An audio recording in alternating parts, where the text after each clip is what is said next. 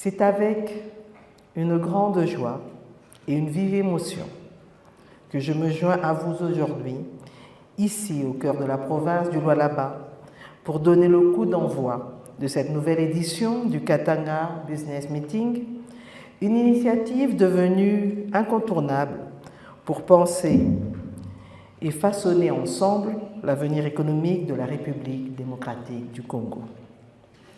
Mesdames et messieurs, le thème retenu cette année, bâtir notre futur, est non seulement un appel à la responsabilité collective, mais surtout un signal de confiance dans nos capacités à développer notre pays. Il traduit une ambition forte du gouvernement: construire une économie congolaise résiliente, inclusive, verte et industrialisée, portée par la transformation locale de nos ressources et par l'innovation. Ce futur que nous voulons, c'est un futur où chaque Congolais et chaque Congolaise trouve sa place dans la dynamique de notre développement, où la croissance économique se traduit en opportunités concrètes, en emplois de qualité, en infrastructures modernes et en fierté, et surtout en fierté nationale. Mesdames et messieurs, aujourd'hui, nous sommes appelés à refonder le contrat social entre l'État, le secteur privé et les communautés locales. Ce contrat repose sur une idée simple: personne ne doit être laissé de côté. Le développement durable ne peut être durable que s'il est équitable. Il ne peut être équitable que s'il est partagé.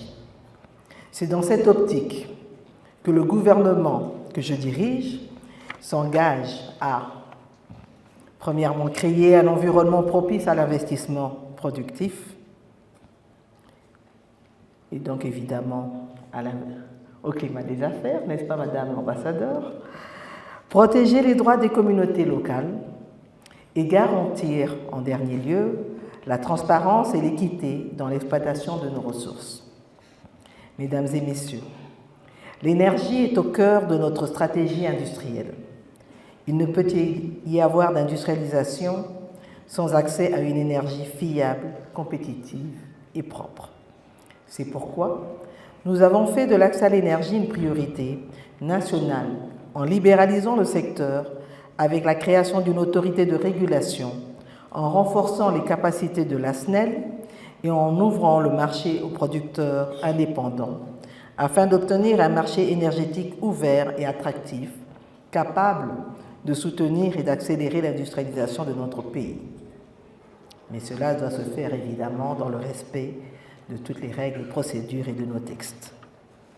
Chers invités et participants, au niveau régional, le corridor de Lobito représente bien plus qu'un axe de transport.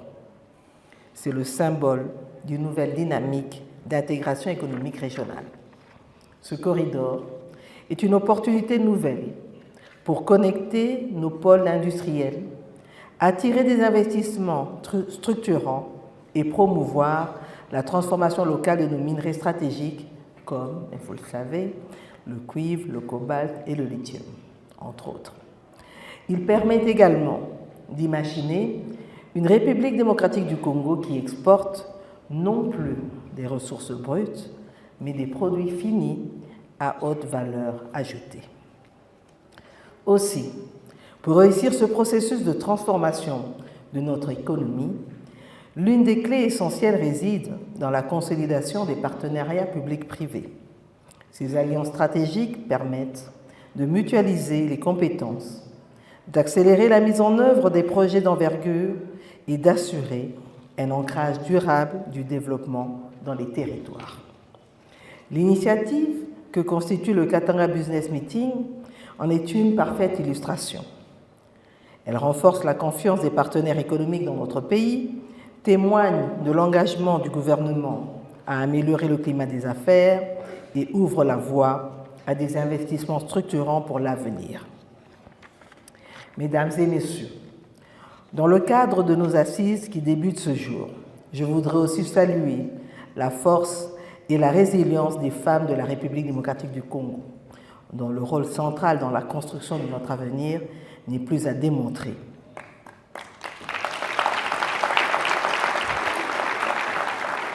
Les femmes entreprennent, innovent et dirigent. N'est-ce pas, Madame la Gouverneure? Elles sont présentes dans les secteurs stratégiques tels que les mines, l'énergie, la technologie et l'agro-industrie, pour ne pas parler de la politique, bien entendu. En tant que Première ministre, chef du gouvernement, je réaffirme avec fermeté l'engagement du gouvernement dans la droite ligne de la vision éclairée de son Excellence Monsieur le Président de la République, chef de l'État, Félix-Antoine Tshisekedi Tshilombo, à promouvoir un leadership féminin fort, à créer un cadre de justice économique et d'égalité des chances et à accompagner les femmes entrepreneurs dans leur ascension.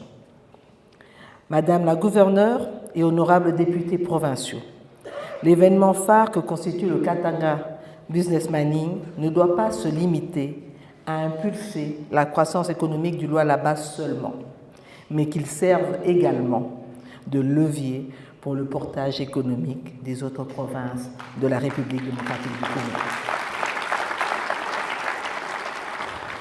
En favorisant le partage des expériences, la mise en réseau des acteurs économiques et la réplication des bonnes pratiques, nous contribuerons ainsi à une avancée nationale harmonieuse, inclusive et durable.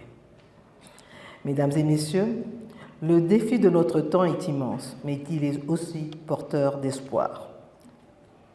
Malgré les guerres, je pense que la République démocratique du Congo, résiliente, a aujourd'hui démontré qu'elle est prête à aller de l'avant vers son futur, vers son développement. Bâtir notre futur n'est donc pas qu'un slogan, car nous avons la vision, les talents, les ressources et les partenaires. Ceci implique d'agir avec cohérence, transparence et ambition. Bâtir notre futur est un engagement collectif, durable, entre l'État, les entreprises, les investisseurs et les citoyens.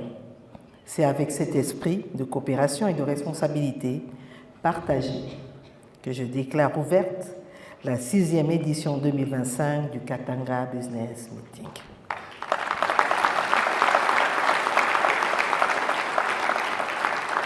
Je vous souhaite, je nous souhaite des échanges fructueux, des partenariats solides et une vision renouvelée de ce que peut devenir notre Congo.